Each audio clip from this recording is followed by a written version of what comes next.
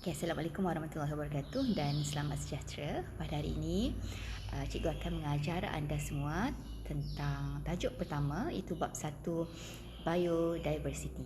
Okay, kepada semua pelajar sains 2 AP dan juga 2 MIM, diharapkan para pelajar dapat membuka buku teks muka surat 4 sehingga muka surat 6. Okay, so apakah dia biodiversity? So pelajar boleh tulis nombor 1. Okay. Okay.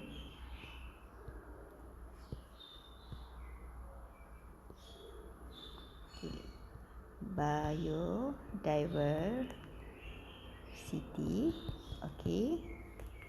Yang pertama, biodiversity. Apakah maksudnya? Okay, maksudnya adalah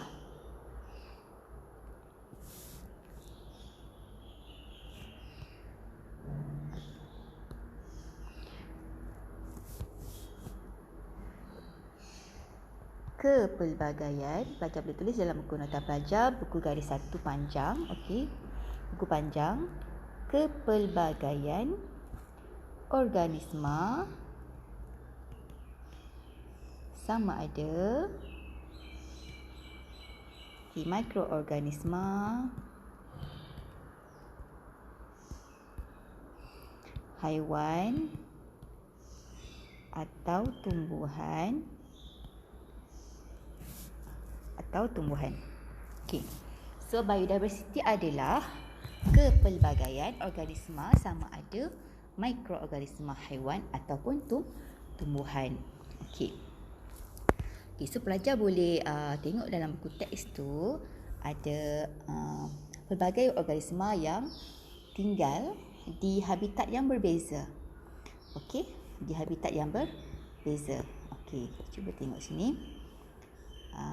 Okey, yang pertama adalah okey. Yang pertama pelajar boleh tengok kat situ gurun, kemudian ada kawasan kutub. Okey, kemudian ada tanah, kan? Kemudian laut. So pelbagai organisma yang tinggal di habitat yang berbeza. Okey. So apakah dia? Itu yang pertama. Yang pertama yang pelajar mesti faham. Okey, pelajar kena tahu apakah maksud biodiversity tu.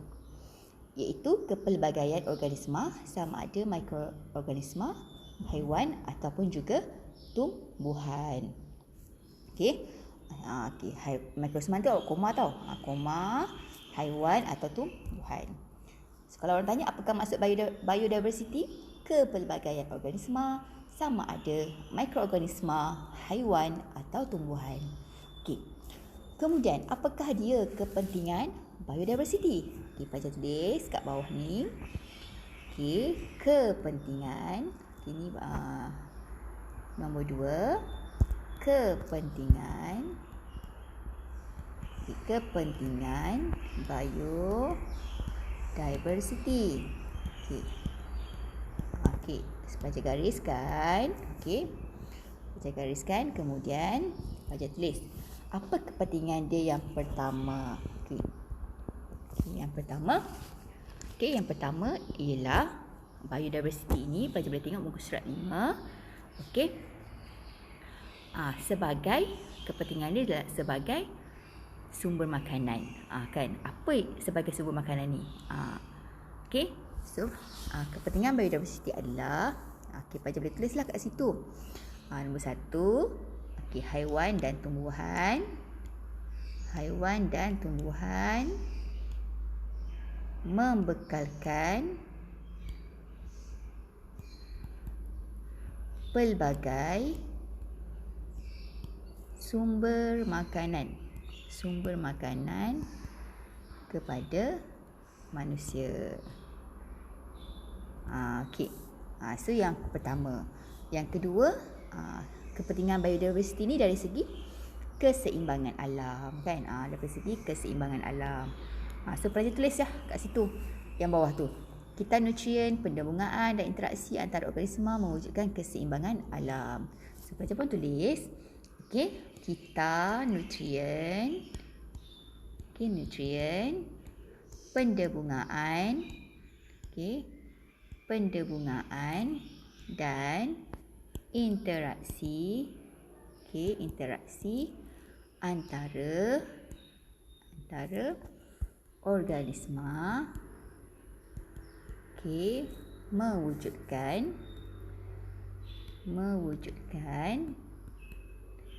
keseimbangan alam. So nombor 2. So pelajar teruskan untuk nombor 3, 4, 5, 6. 3, 4, 5, 6. Dalam muka surat 5. Dalam muka surat di 5. So pelajar padam ni. Dalam muka surat 5 pelajar boleh sambung. Jadi pada segi tempat rekreasi, kawasan yang kaya dengan biodiversiti boleh dibangunkan sebagai tempat rekreasi. Kemudian perubatan pula, tumbuhan herba digunakan secara meluas dalam pembuatan ubat-ubatan dan kosmetik. Kemudian bahan mentah industri, kayu balak, buluh dan rotan ialah contoh hasil hutan yang digunakan untuk membuat alat muzik, perabot serta membina bangunan dan akhirnya pendidikan. Manusia mengembangkan ilmu pengetahuan dan mencipta teknologi terkini melalui penyelidikan saintifik terhadap mikroorganisma, haiwan dan tumbuhan. Semuanya ada dalam muka surat 5. So pelajar habiskan nota tersebut. Kemudian kita pergi yang ketiga, yang terakhir. Pelajar tulis pengurusan, tajuk dia pengurusan biodiversiti secara berkesan. Ni macam mana kita nak uruskan pengurusan biodiversiti secara berkesan? Yang pertama, kita kena tahu. Kena tahu apakah kaedah-kaedah untuk memelihara dan memelihara biodiversiti. Apakah kaedah-kaedah dia? So pelajar boleh tengok muka surat 6 ni. Ada 3 kaedah. 3 kaedah. So pelajar boleh rujuk buku teks. Yang pertama dia kata mengharamkan pembunuhan atau pemerdagangan haiwan dan tumbuhan yang endemik dan terancam melalui Akta Perlindungan Hidupan Liar 1972. So ada 1 poin, ada 2 poin, ada 3 poin. Sebab apa? Sebab apa kita kena jaga, kena pelihara dan memelihara biodiversiti ini? Kerana jika tidak, kita akan mengalami masalah kepupusan dan sebagainya, kepupusan haiwan. Yang mana bila ada penyahutanan, bila ada pembalakan, maka haiwan ini akan semakin lama semakin pupus. So yang pertama kita kena tulis macam mana cara dia. Yang pertama kita nak kena uruskannya dengan nombor 1, mengharamkan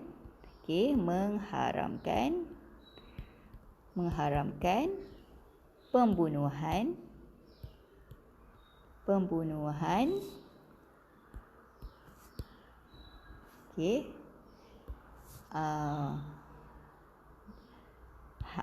atau pemerdagangan haiwan dan tumbuhan endemik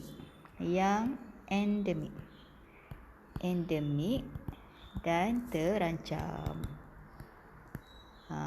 Dia tadi Akta Perlindungan Hidupan Liar 1972. Nombor 2, 3 ni pelajar teruskan. Ada dalam buku teks tu, pelajar terus salin, iaitu yang pertama, melindungi habitat dengan mewujudkan taman negara, taman laut, hutan simpan dan santuari hidupan liar. Zoo pun boleh kan. Kemudian dipelihara melalui program pembiakan seperti tapak semayan, anak-anak bening untuk membantu penghutanan semula dan pusat penetasan penyu. So ni pelajar isikan nanti. So tadi saya ada sebut spesies endemik. So untuk spesies endemik ni, pelajar boleh tengok info sains kat sebelah tu.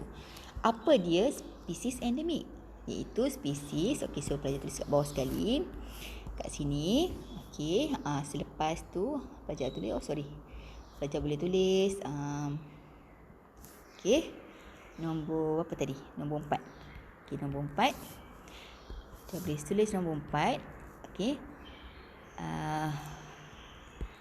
Spesies, tajuk dia spesies endemik. Okey.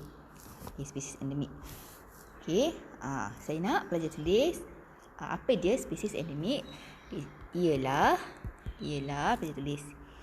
Ialah okey, spesies yang hidup. Spesies yang hidup berkelompok di habitat yang terbatas di sesebuah lokasi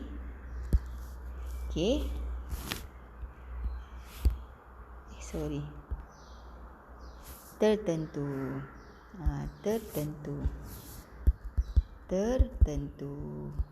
Okey. So kat sini pelajar boleh tengok dekat info sains.